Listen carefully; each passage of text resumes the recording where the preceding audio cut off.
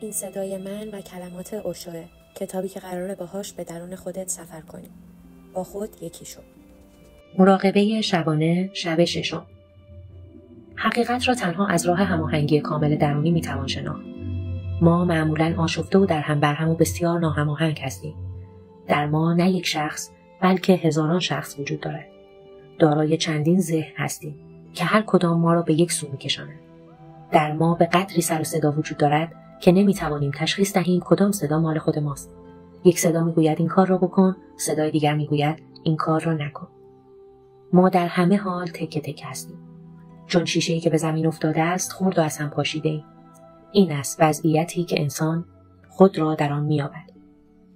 تمام آن تکه ها را می‌توان گرد هم آورد. می‌توان آنها را در یک کل به هم پیوست، متبلور، یک پارچه و متحدشان ساخت. لحظه‌ای که وجودت وحدت و یک پارچگی یابد، آهنگی پرشور نواخته می‌شود.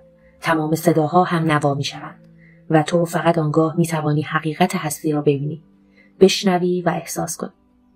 این آهنگ همیشه هست، اما ذهن ما چنان پر سر و صداست که نمی‌توانیم آن را حس کنیم.